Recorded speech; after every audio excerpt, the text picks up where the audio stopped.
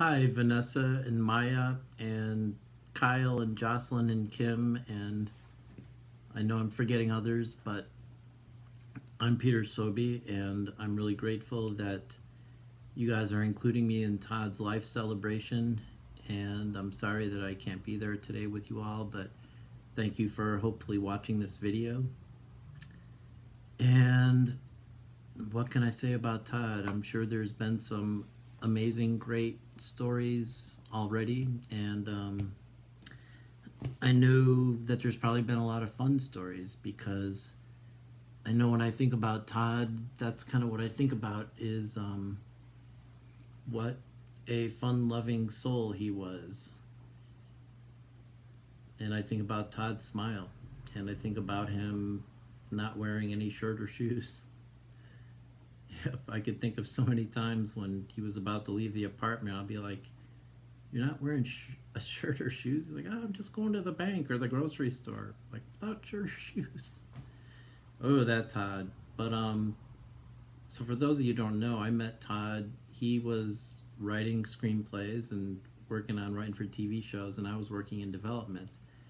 And he had written a script and somehow got it to this producer here in Hollywood named David Steiner. And I knew David Steiner as a writer producer in my development days. And he called me up and said, "Hey, listen, this script just came across my desk, and I want to say it was called Life on Wheels or Crazy Wheels, and it's written by a guy in a wheelchair from Florida, but it's written. The lead is a quadriplegic guy, and maybe you'd be interested in helping produce it, and you'd also, if you ever thought about acting, you'd be perfect for the lead role." And but anyway, I read the script and it was really funny, and I was like, "Wow, this guy really gets the whole wheelchair thing and stuff." And then eventually, Todd came out here. I think he just flew out for a while, and he was staying in a hotel, and I think he didn't know whether he wanted to stay or if he was going to go back to Florida right away.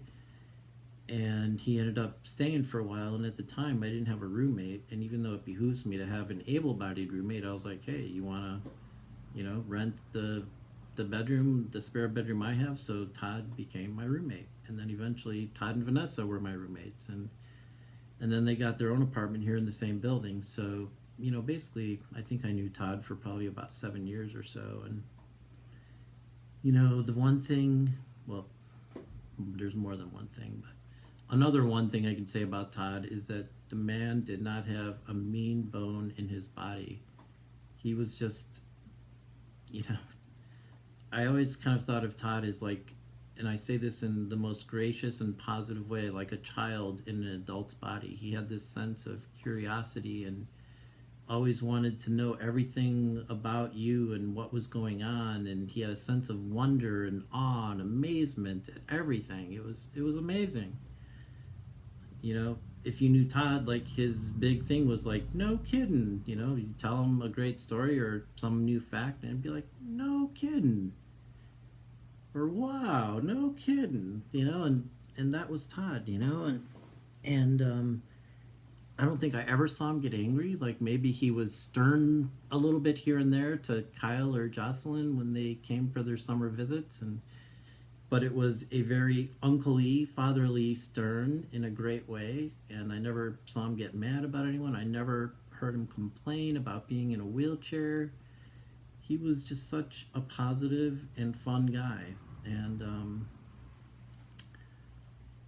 it broke my heart when I got the news from Vanessa, and it's we're gonna miss Todd. I'm gonna miss Todd, and he was also such a dreamer and a hard worker. He wanted to write for TV, and even though at the time he didn't technically have a job, he would spend 8 hours a day writing.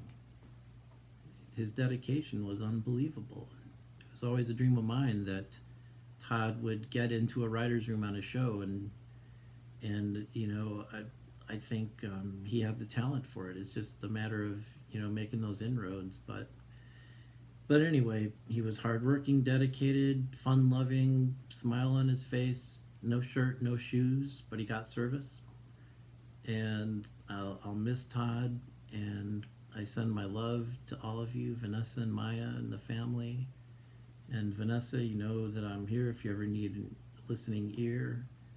And thank you again for letting me do this video and to be a part of the day. And I hope it's an incredible day and that you guys share some incredible stories about Todd. And I know that none of us will ever forget his essence or who he was and how he touched our lives.